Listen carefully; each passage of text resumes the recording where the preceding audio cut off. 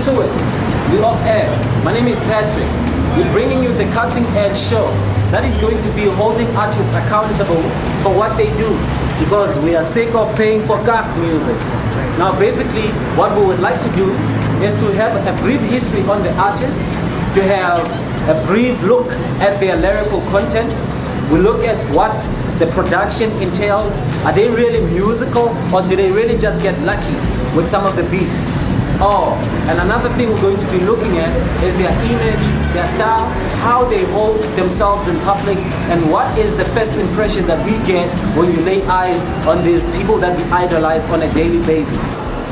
Off Air is going to be embarking on a mission of talking about artists such as Zola, whom you might readily identify, who came through the entertainment industry and made it to the top. He went on scooping awards with the likes of Tsotsi, the movie that he was featured in. This youngster, or whom he's no longer a youngster now, but he was a youngster with a lot of talent, with a gift of the gab, who spoke a lot of sense and changed a lot of lives. But with the same note, fame changed his life. Was it for the better or was it for the worse? That remains for you and I to judge. However, media also plays an important role in building and destroying these artists. Now Zola was my personal favorite, I have to say. And I'm sure many other people in South Africa loved him with the same degree. He changed lives with his show Zola 7, one of the most freshest ideas to ever hit our screens. Now this week on Off Air, we're going to be previewing and looking into the life of one of the most biggest South African artists that ever came in the industry. Now basically what we're going to be looking at is his music, what influences him, his image, what he portrays as an artist out there. What is the first perception that he gives to the viewers? We're going to look at his lyrical content and look at how he actually eventually made it in the industry. As you might have already guessed, we are talking about Bonginkosi Dlamini, better known as Zola. This guy is my personal favorite. I really idolize him. But now we're going to be looking at his life and his music, his legacy in the game, and everything else that he has done for the community. Not forgetting, like I had already mentioned earlier, his downfall. Everybody can get on top, but in order to stay on top, you can never get on top unless you hit the ground. How hard has he hit the ground? His lyrical content has so much to offer that when you listen to his album, you actually really relate to the stories that he tells. He talks mostly about the life that he has lived, talks about the life of ordinary people in a normal, ordinary township in South Africa. I guess that's the reason why most people relate to him and why they buy his music. Now, in South Africa, the language that he uses is very important. He uses Zulu, which is one of the most spoken language in South Africa. Talking about songs such as Don't Cry, where he featured an ordinary girl from an ordinary township and he propelled her to fame. Now, that song touched the whole of South Africa because of what it represented. He was a hope for somebody that was stuck in a terrible situation or a bad background for that matter. So those stories put on CD become our daily lives, and we aspire to become better people. Now Zola grew out of his character, as you might have seen him as Papa Action on Yizo Yizo or whatever. He has then become an idol. He had become a role model. He had become somebody that you look at and would like to shape your life according to. Now his music also involved a lot of anger and aggression, you know. If you would listen to DMX, you'd basically think Zola was the South African DMX, you know. He looked like something like Tupac in South Africa, you know. He came out very rough, very hardcore and underground and cutting edge and very grimy beats and a lot of dance in it and a lot of energy. I guess that's what we loved about him. His live performance were exhilarating to a point where you would actually want to go watch him whenever he had a show. Now moving right along, as we all know that music doesn't only involve lyrical content or the beats or anything like that, it also involves how you portray yourself, your image, your look, your brand, so to speak. Because as an artist, You are your own brand. People look up to you as the brand. They buying you. You're giving them a piece of your soul, so to speak.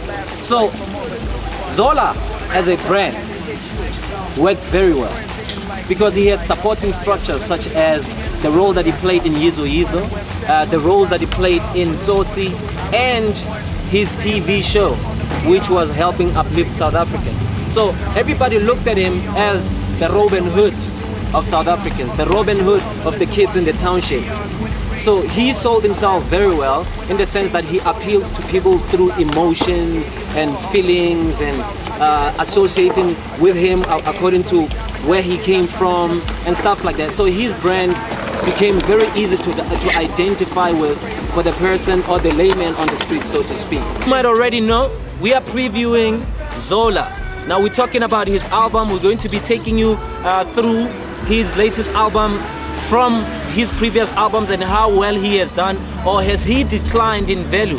Now I'm going to start looking at his album cover, okay? The album cover has got him there on the front page with 3 knives on his back, which symbolizes that he actually might have been stepped in the back by a couple of people, you know, knowing the controversial breakup between him and Ghetto Rough and everything like that. So I guess that's what it symbolizes. And there is Umbepo on the actual cover of the CD.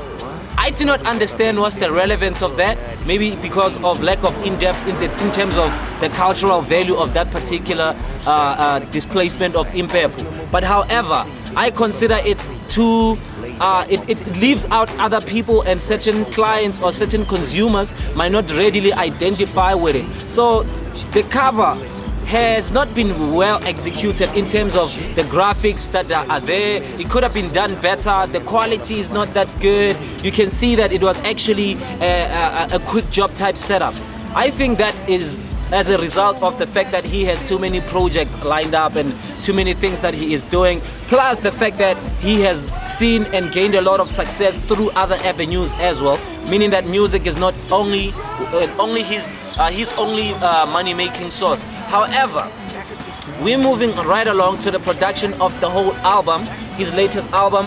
It is not quite as good as the previous albums, as you might actually have already known Zola, or like when you first fell in love with him on albums such as Umdwembe, you know, and the songs such as Ghetto Fabulous, Ghetto Scandalous, featuring a lot of producers like Amu and KB. That first album was what it was because of the producers and the people that worked on it. So now the current album, in terms of production and beats and everything, it is failing to actually impress because now he has changed producers. Everybody in the music industry knows that it is actually toying or gambling with your career when you actually start switching record labels and changing producers, because you lose that particular signature sound that one specific producer gave you. Now in the song The Prophecy of the Village Pope, looking at the delivery that Zola puts in there, the lyrical content, he speaks about relevant stuff such as HIV, you know, how his life has turned out to be and how he was just before the fame and everything. Well, I think he's using a lot of emotional appeal, trying to gain people to buy into his story. I think that's played out, man. You know, you're no longer poor, you're no longer staying in the hood, you're no longer, you know, starving and anything like that. Basically what this song does is actually trying to get people to feel sorry for this individual. However, the song in itself, it's a beautiful song, except of the few things such as the transition between the actual verse and the chorus. You can hear that the sampling wasn't well done. Maybe it was an amateur producer, hence he moved away from a professional studio such as Ghetto Rough. That has taken a lot away from his quality of the music and the professionalism out of the whole album. I just hum and let the watch give off the neons. When it rains, it pours. I laugh to myself when I change the story.